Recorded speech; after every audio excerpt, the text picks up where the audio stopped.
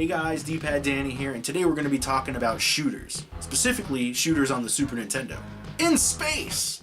Now, the Super Nintendo is not really known for having the best shooters, but that doesn't mean that there's not some good ones out there. Let's take a look at a few that I have.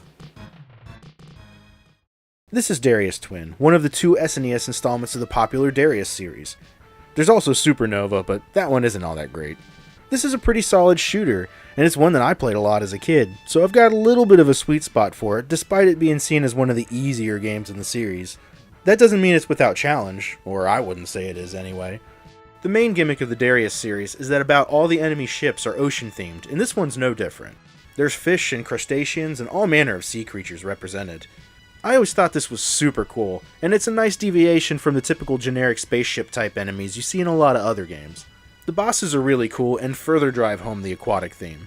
This first boss has gotta be the easiest boss in any shooter ever. Move down. Move up. Let him eat you as he dies. Some stages have really nice backgrounds or scrolling effects. Others just kinda give you a basic sky and terrain. The music is a similar story, really good in some stages like the first and last levels, and just kinda there in others.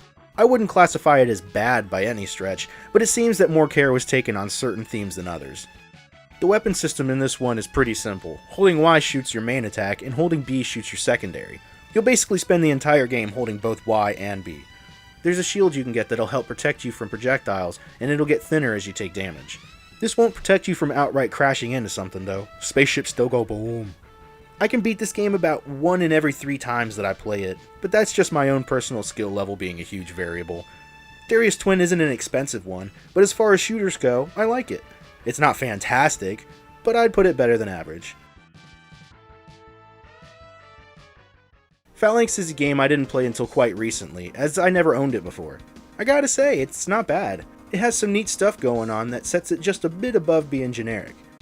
Before talking about the game, I have to mention the cover art, as it is easily the most noteworthy thing about the game. Feast your eyes on this! This poor guy looks like he legit has no idea what's going on right now. I mean, look at that bewilderment in his eyes. Anyway, like I said, the game is pretty good. You have a health bar, which is always welcome in a shooter. Your ship feels pretty tiny in this one. In fact, everything seems scaled down, which sometimes results in there being a lot of stuff going on the screen. The music here is kind of forgettable, but when you hit the more frenzied part of each level, you get some crazy drums going that really drive the sense of urgency home.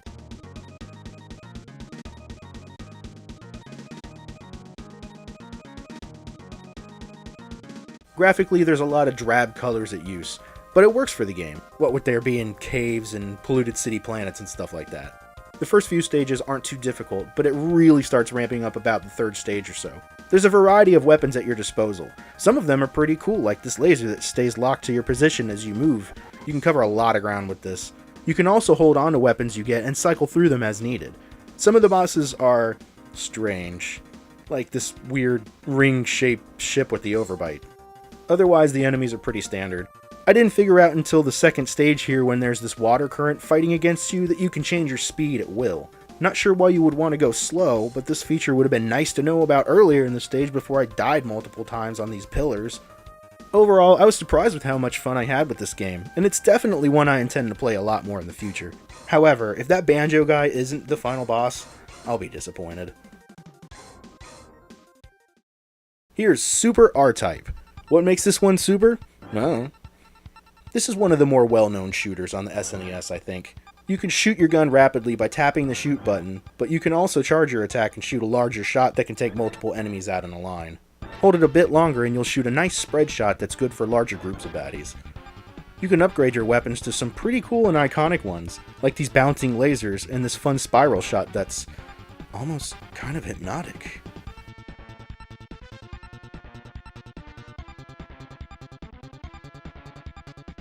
The main gimmick is this add-on you can get. This is actually a really neat concept. The add-on attaches to either the front or back of your ship.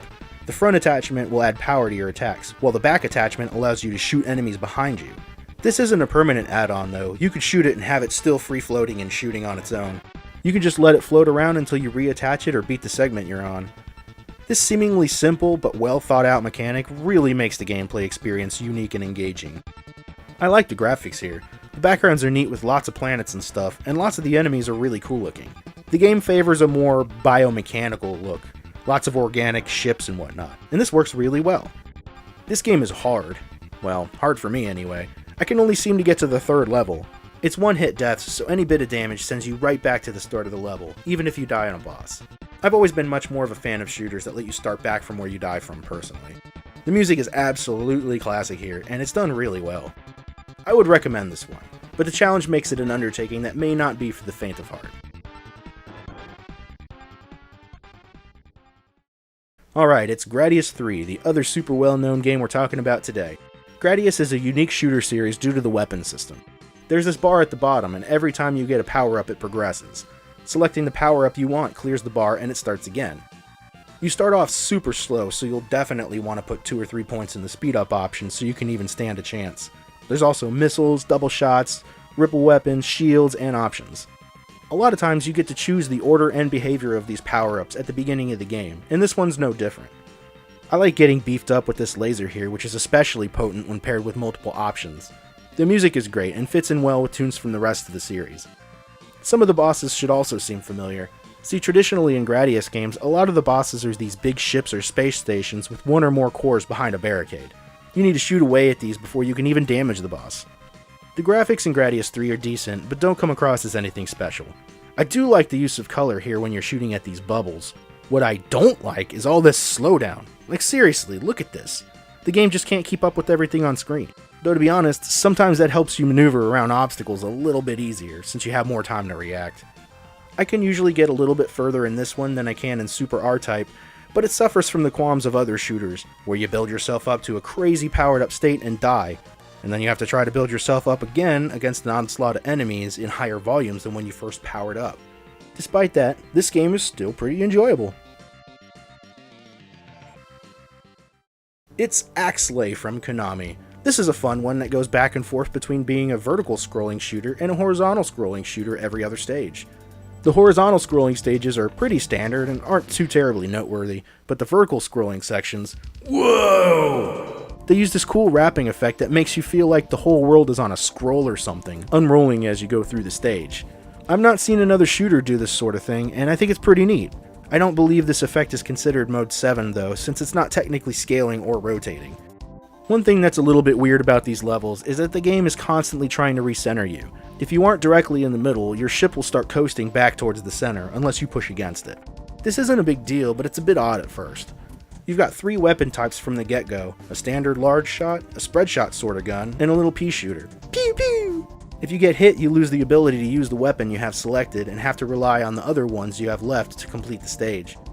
I really like the spread shot. Holding the shoot button shoots bullets from all sides, going from back to front. If you continue to hold it, you'll just shoot in front of you. But if you let go, it starts fanning back towards the back of your ship again. This is really neat, and you'll get really good at tapping and releasing the button to shoot at the desired angle. Graphically, this game is really nice to look at. Your ship looks a little bit funky, but it doesn't take away from the fun. The music is great. I especially like the Space Colony music from Stage 2 that you're listening to currently. This one isn't the cheapest and will likely go up in price as time goes on, so if it looks fun to you, you might want to seek it out sooner than later. Or, you know, you can wait for that sequel that never happened.